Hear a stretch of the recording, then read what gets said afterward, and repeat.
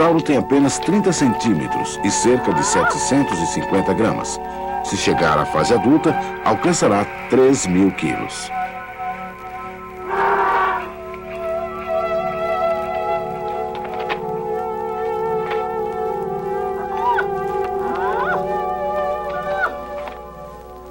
Como aprendemos tudo o que sabemos sobre os dinossauros?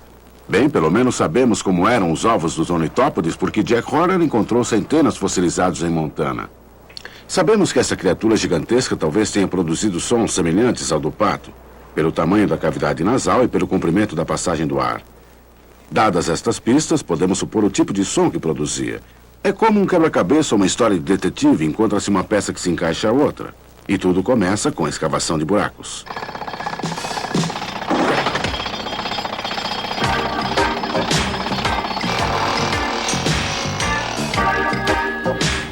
Primeiro alguém encontra um osso fossilizado, quase sempre um turista ou um amador. E isto provoca uma verdadeira expedição científica, porque onde existe um osso, podem existir outros. O que resta não costuma ser o osso propriamente dito. Os ossos transformam-se em pó. Felizmente, alguns se fossilizam, tornando-se depósitos minerais solidificados. Uma vez extraídos, quase sempre ainda envolvidos na rocha, os fósseis são colocados em moldes de gesso a fim de serem levados ao museu ou ao laboratório para limpeza e estudo. Foram descobertos restos de dinossauros em todos os continentes, exceto na Antártica, e em pelo menos 20 estados, com as maiores descobertas na área das Montanhas Rochosas. Os paleontologistas nem sempre concordam em como unir os fragmentos dos ossos. É como se alguém entrasse numa garagem de sucatas e tentasse montar um carro com todos os retalhos. Ele poderia colocar o amortecedor Edsel na estrutura de um Cadillac com rodas da Chrysler. Se imaginarmos que um dia no futuro os carros fossem substituídos por um outro meio de transporte e um cientista fosse a um cemitério de carros, ele encontraria vários carros desmontados e peças sobressalentes. Mas apenas alguns paralamas se encaixariam em certos carros e certas rodas em outros carros. Então, finalmente, ele consegue a melhor interpretação de como pareceria um carro em particular. De forma semelhante, um paleontologista encontra um cemitério de ossos de dinossauro que consiste de esqueletos misturados, alguns quase completos e outros totalmente desmembrados. Aí ele escolhe as peças sobressalentes e, por suposição, tenta descobrir a que animal elas pertencem. Finalmente, reconstrói o animal. Bem, se tiver sorte, um esqueleto completo pode ser encontrado em outro lugar e suas suposições poderão ser confirmadas. Os paleontologistas que estudam a vida pré-histórica através de plantas e animais fossilizados são forçados a trabalhar com fragmentos minúsculos. Perdidos há tempos, estes fragmentos devem ser limpos, datados e montados. Não é de se espantar que um grande museu tenha recolocado a cabeça de um Brontosaurus. Durante 50 anos, ele esteve com a cabeça errada. Outros museus estão hoje reavaliando seus esqueletos, inspecionando as evidências a fim de saber se estão expostas de forma correta. Os cientistas podem também aprender sobre o meio ambiente em que os dinossauros viveram, estudando os grãos de pólen indestrutíveis das flores encontradas na época. O pólen é identificado através de um aumento de 30.000 vezes no microscópio eletrônico. Um dinossauro deve ter apreciado as frutas desta planta como sobremesa. O detetive procura impressões digitais. Os paleontologistas procuram pegadas. Foram encontradas pegadas de dinossauros desde a Nova Inglaterra até o Texas. Quase sempre são encontradas antes dos ossos. Pelas pegadas, os paleontologistas descobrem o peso do dinossauro e a velocidade de seus movimentos. Diferente dos ossos, as pegadas dos dinossauros são momentos congelados da história.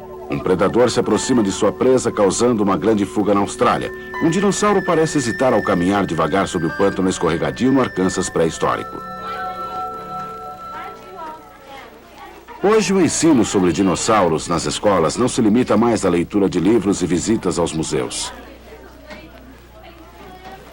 As crianças se divertem mais modelando argila e fazendo filmes. E os jovens, como os cientistas, aprenderam como desafiar as hipóteses atuais. Sally, a irmã de Charlie Brown, por exemplo, tem a sua própria teoria sobre a extinção.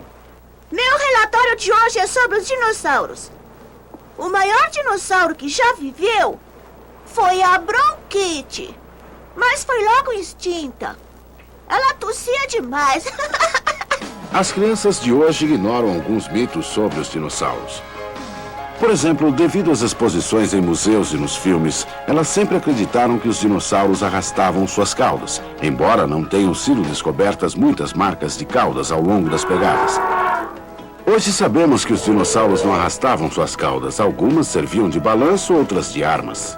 A visão tradicional dos dinossauros é composta de 3 partes fundamentais. Os dinossauros são vagarosos, não são espertos e vivem no pântano. Se visitamos um museu ou observamos ilustrações de brontossauros em livros populares, veremos esses animais mergulhados no pântano. Quase sempre mostra-se o brontossauros limitado ao seu ambiente úmido, sombrio e abafado. E isso não é verdade. Os brontossauros gostam de ambientes secos, regiões elevadas e não de pântanos. Eles preferem florestas com coníferas secas. Sua comida favorita não era agrião ou semelhante, mas espinhos das coníferas. Costumamos pensar também que o brontossauro era o maior dinossauro existente. Em 1979, o Dr. Jim Jensen, da Universidade de Brigham Young, descobriu um gigantesco osso pélvico que desafia essa alegação. Jensen fez alguns cálculos e desenhos e ele acredita que, ao encontrar o resto desse gigante e montá-lo, ele terá o que é conhecido como ultrassauro.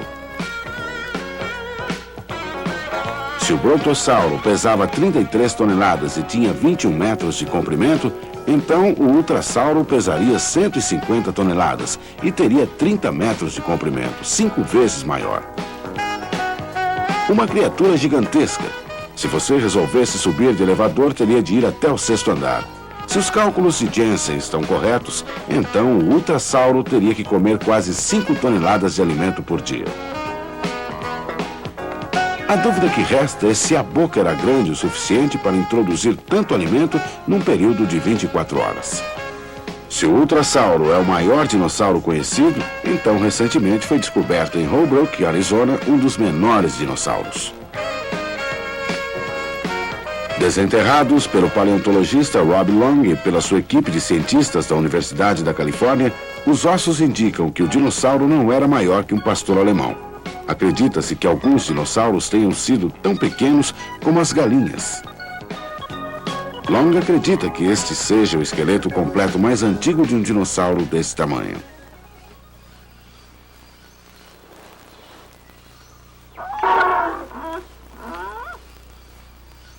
O bebê ornitópode alcançava o tamanho de um cão pastor alemão bem depressa. Um tamanho insuficiente para alcançar as melhores folhagens. Estima-se que os ornitópodes comiam cerca de 100 quilos de alimento por dia. E como o gado ou o elefante de hoje, passava a maior parte do tempo comendo.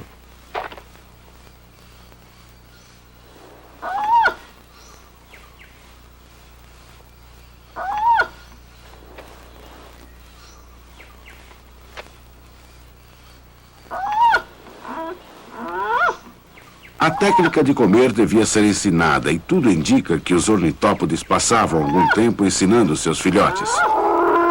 Mas como todas as criaturas da natureza, um dia eles teriam que explorar por si só.